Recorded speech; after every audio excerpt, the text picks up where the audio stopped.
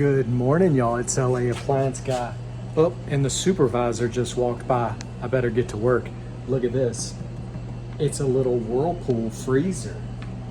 And it is ice freaking cold, -10, but we have control board problems. It's going into fast freeze with nobody telling it to. You could put it back to regular temperature. It goes right to fast freeze, and usually that means it's a bad control board. You can see it's over freezing, so we gonna have to redneck this baby. Buckle up. Alrighty, so it's been a while since we've done one of these. Whoop. Oh. These control boards right here are $250. Now basically what it's doing is it's not reading the thermistor in there. So it could very well be a bad thermistor, but I've always seen bad controls. These things can be rebuilt though, but they're $250 new. So what I do is I take this baby out and we can wire in a timer and thermostat. It's not very hard. I just got to remember, it's been a while. I have a crappy diagram around here somewhere. Let me see if I can find it. Alrighty. Come on out of there before I break it. Okay. So your timer has 4 terminals, and then your thermostat is basically breaking the power. And then we have to wire in a defrost terminator in there on the coil. Long story short, your red is running through your evaporator fan motor, your condenser fan motor, and going to your compressor. So our red is the cooling side, and when you turn the timer and click, it goes to the pink, which the pink is wiring into the, if I'm not mistaken, I'm gonna have to double check.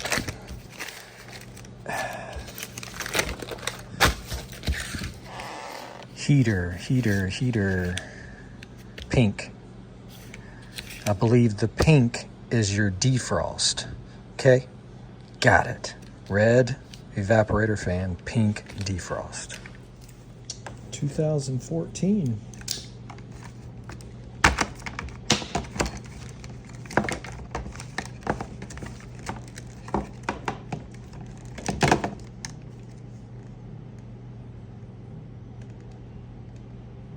I don't see anything visibly blown out. Like sometimes you'll see a capacitor blowed out.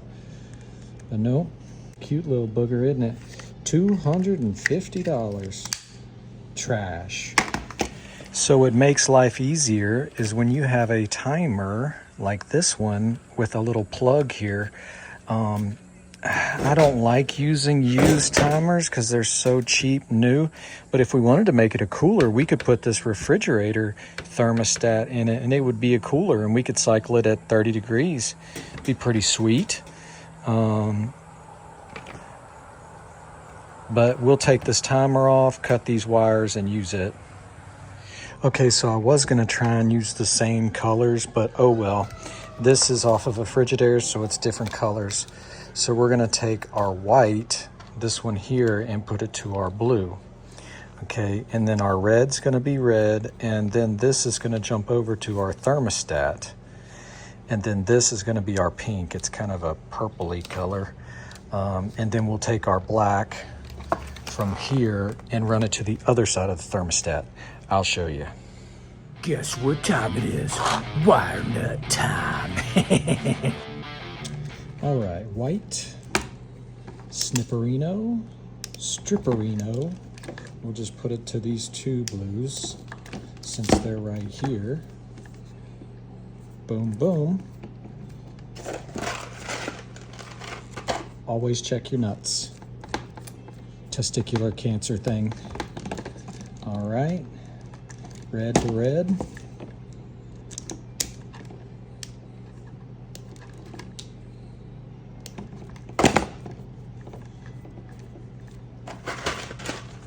Nut. And then this will go to our thermostat. Pink is the next one. Pink will go to this kind of purplish thing. It's kind of squished right there. Okay. All right. So now we have a cheap $20 timer in the place of that board. Boom. And then we'll get a thermostat and use our black. Yellow, we can just, I think, just leave it be. Just let it chillax. Black. You know what? We'll just use this black and yellow. What do you think?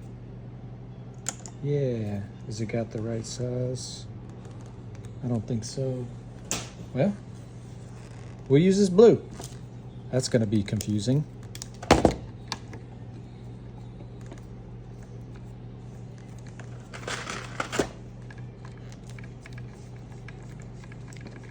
Black.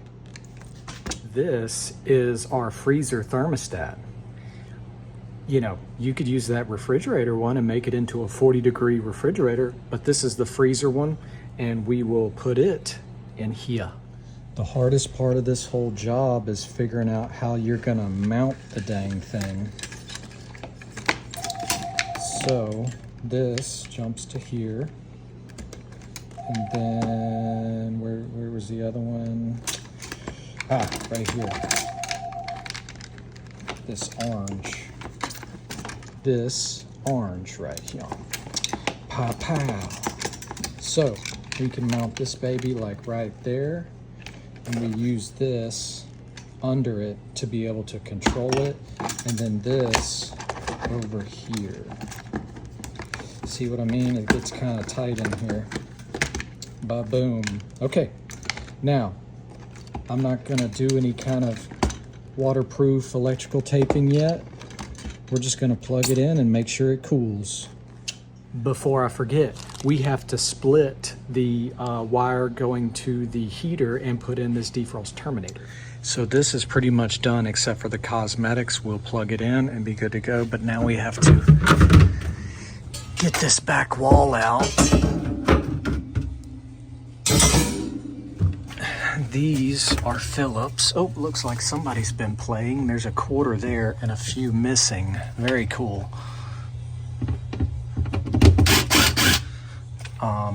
But yeah, now we have to put that terminator in. Let me grab my quarter.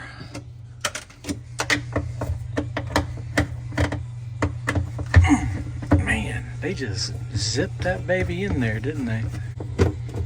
Come on. There we go. Nice, pretty frozen. Looks like somebody's put an evaporator in here. Maybe. See, that's not factory. Somebody's changed the evaporator. Okay, so we have to, there's our defrost sensor there.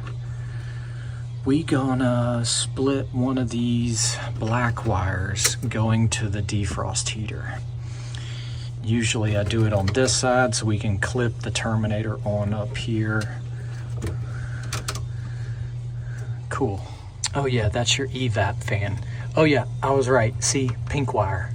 Pink wire going to the heater, red wire going to the motor. Cool. So these defrost terminators, or thermostats they call them, they're normally open at room temperature, but when it gets down to 30, 35, 40 degrees, they close. So when it's clipped to the coil, it's creating the circuit, and then when the timer goes into defrost, it's sending power to the element to get hot. Well, when it gets to that higher temperature, it opens and terminates the defrost. That's basically how I see it. You know, it terminates the defrost cycle. Then the timer turns it out and we go back to cooling. Very, very simple. We're just cutting this wire going to the heater and putting it in between so it breaks the circuit when it gets to the certain temperature. This is how all refrigerators and freezers worked for years until they started going to these dumb control boards and these thermistors that are so sensitive. Alrighty, now we can button this back up. Don't forget your most important wire right here.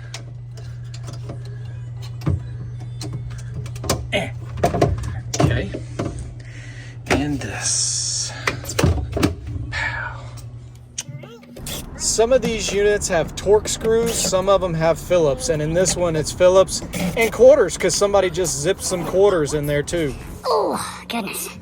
Hurt my back. Ooh, I hurt my back on a front load washer. I could feel it. Oh, better do some stretching. Let's plug this baby in, shoot some fire. All right, plug our doohickey in. Pow. And our ground. Ground. So since I'm not really buttoning it up yet, I'm just gonna let her hang. How about that? Okay, get skinny. Get skinny. Oh, yeah. Bam. Evaporator fan motor's on, compressor's on. We'll let it get to temperature and then we'll check the defrost.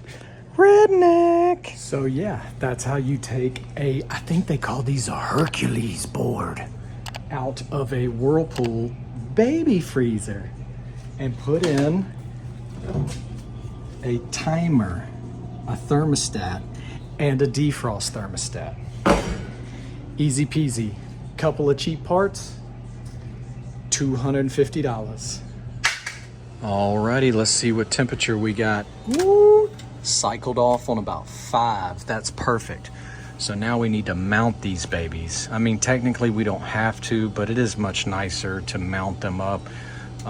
So we'll do that. Cool. All right, I'm gonna turn this baby into defrost.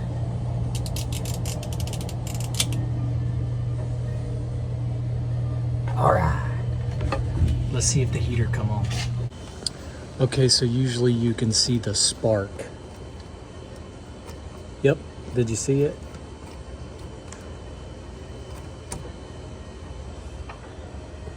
Yep. That spark means we're drawing amps and the heater is on. Let's see if it comes out and then we'll get our timer and terminator mounted. Make it look pretty. Well, prettier than that. See our little timer motor running in there? We should be good. So when the terminator opens, we're good to go. So I was just listening to it this morning on the way to work, listening to the video. And I just wanted to say that this is all you have to do to get this freezer running. And if you don't have that plug that I use for the timer, it doesn't matter. Just crimp you some terminals onto the wires. But I had that plug and I just cut it right out. It just made it simpler. But yeah, that's all you have to do to get it running. Calibrate your thermostat to what temperature you want, 0 to 5 degrees, and then button it up. That's it. You're done. You're freezing and defrosting and doing your job. So yeah, just wanted to throw that out there. You don't have to do what I'm doing next by mounting it and all that stuff unless you wanted to. But yeah, just crimp you some wires on there, put the run side to the run of the timer, and put the defrost side to the defrost spot, and you're good. That's it. That's all I got. Oh yeah, and like I did before, I'll leave part numbers in the description of the video. So if you need some part numbers for timers and thermostats and defrost thermostats, they'll be in the description. Thanks! Back to the video. All right. Fan motor's back on. We're in business.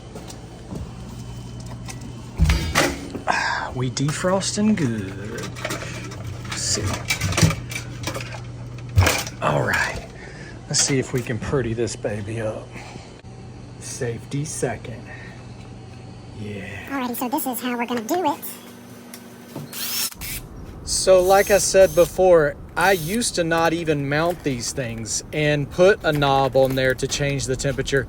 I used to just tape them up and shove them in this box when I figured out it was at the right proper temperature.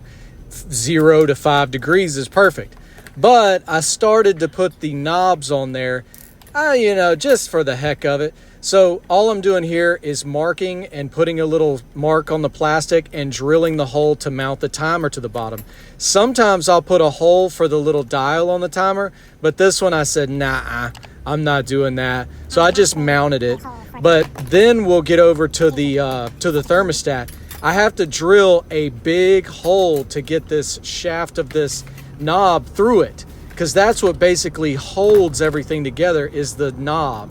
So I'm gonna drill it, waller it, and then use the old Dremel on it too and get dust, white dust everywhere. But like I said, you don't even have to do this. Once you figure out what temperature you need, it's just gonna run and cycle and then defrost, and nobody has to touch it. So this is kind of pointless, but I just do it anyway.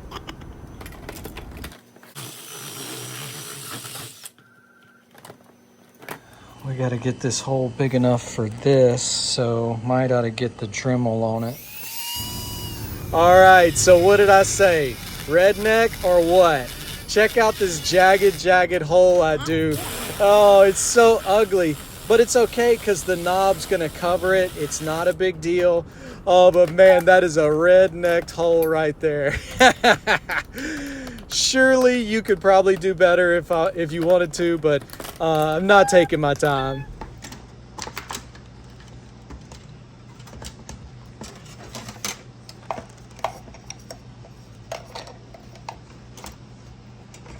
Pow. Ta-da! Now we mount it back up and she's ready to go. Oh, well, I gotta use our waterproof and high heat electrical tape. Hold tight.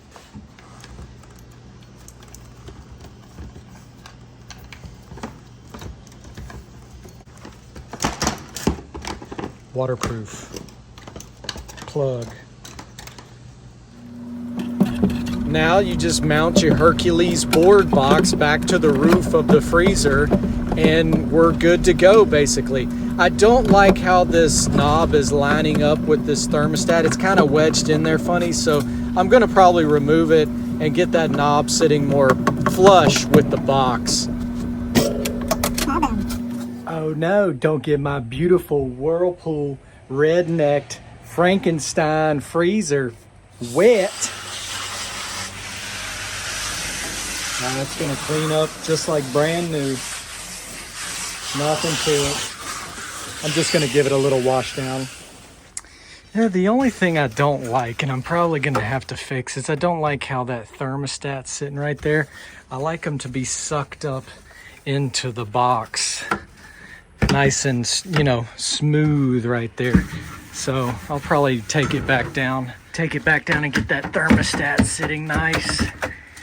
But yeah, that's how you take out an adaptive defrost Hercules board and put in a timer and a thermostat. Oh, and a defrost terminator too. Gotta have that.